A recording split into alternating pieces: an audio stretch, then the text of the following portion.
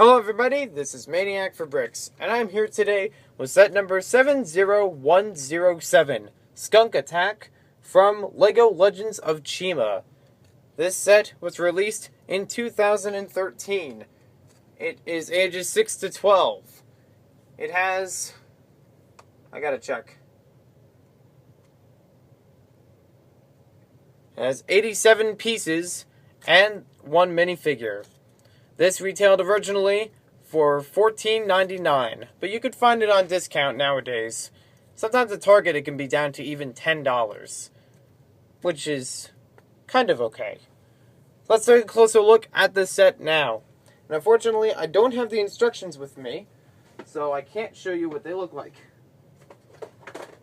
But I do have the box for some reason. I don't know why I still have the box, even though it's well torn up. I'll just take a quick look around at the box, which, as you know, has the interesting design of a set. Oh, that's 101 pieces. Sorry about that. I must have miscounted. This is number 10 of the Speedor sets, and also shows Skinnet, the character of the set, on the top. The back was a little difficult to open, to say at the least, as is most of these Speedor sets. But you can see the main function of the set, the accessories, and even how to combine it with other sets. The instructions most likely had the same stuff that you saw in other sets, in which it showed you how to use the Speedor and how to use the set for the game, in which you try to play the game first, running your Speedor over the ramp to hit this giant wolf statue and knock out a ball. You have to chase after the ball, and whoever gets it first gets to play first with the card game. And we all know how the card game works. You play a card, and if it has a higher amount for a certain category than the other players, then you get to win some chi. You win 2 pieces every round. After 3 rounds, you get to, if one person has 6 pieces of chi, then you win. Basic stuff. We have several pieces in this set, which are extras. Let's see what they are. We have 2 of them that are 1x1 round plates in dark bluish gray and in red. We have 1 large tooth piece. And then we have 1 small tooth piece. We have 2 pieces that are 1x1 cheese wedges. These are in trans red and in white. We also have an extra friction pin, because there's never enough of them. We also have several game cards that are added to the set. Let's see if I can line them up here. Maybe 3 at a time, so you can pause the video and then take a look at each of their details. I'll try to move the light so you can see the details better.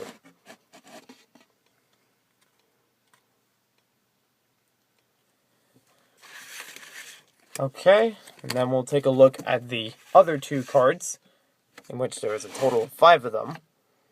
The backs on them all look exactly the same, much like other Chima cards from other sets.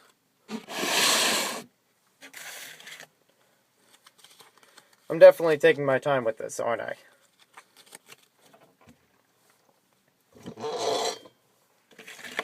So bringing back in all of our things, we have 6 pieces of chi, which are always nice to get if you want to make a giant mine or something, or if you want to play the game.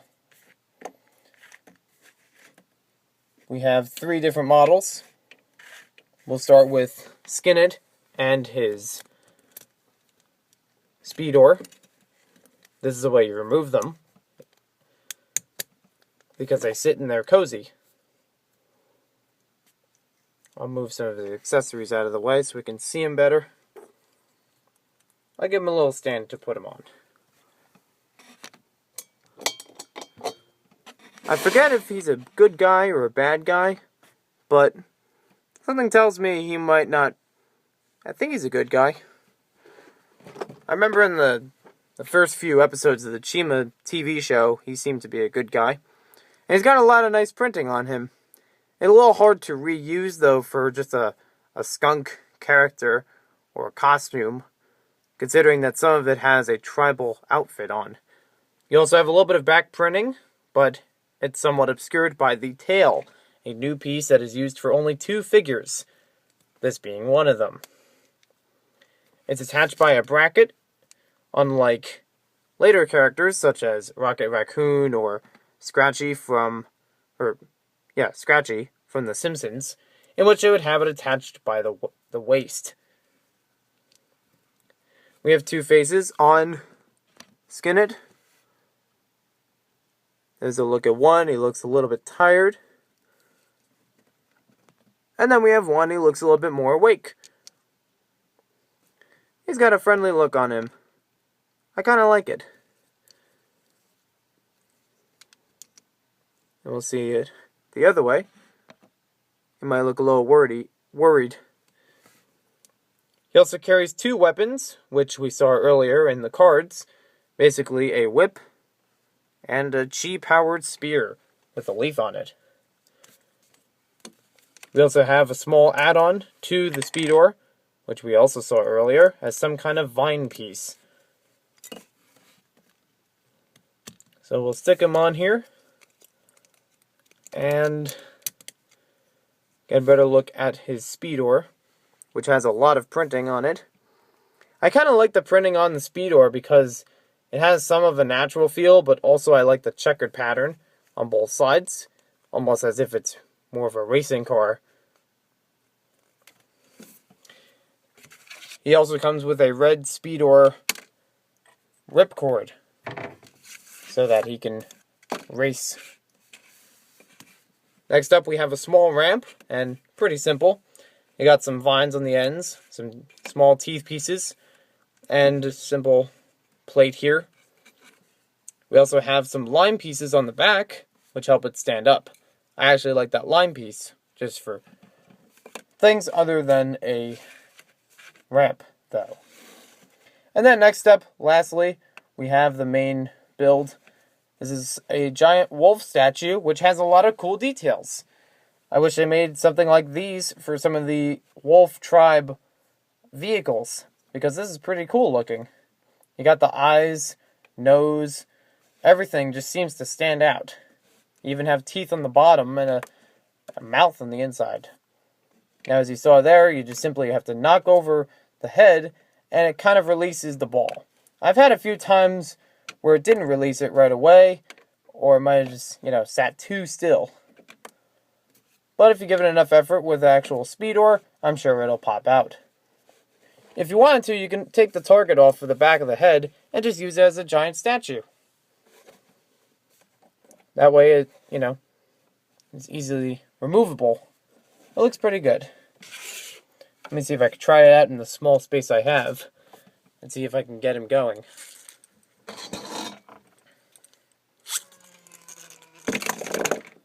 Yeah, not enough room.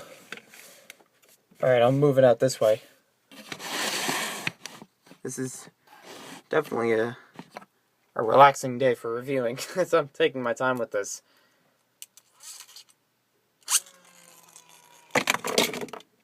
Well, it knocked it out, but not necessarily the right way. So this involves a little bit of room so you could actually get the Speedor going. It goes up the ramp, and then it'll knock over the target. But still, a nice little Speedor set. Has a lot of interesting pieces, and the skunk is exclusive. They've not made that for any other sets. I like the way that the wolf head is built, like I said. I can't really think of any improvements, though. Although I do get tired after a while of all these little Speedor's ramps. Maybe something a little bit more sturdy and perhaps usable for driving up and hitting a target. So thank you for watching this video. Hope you guys enjoyed it. Be sure to check out my Bricklink store for parts you may need. And we'll see you next time with more LEGO set reviews.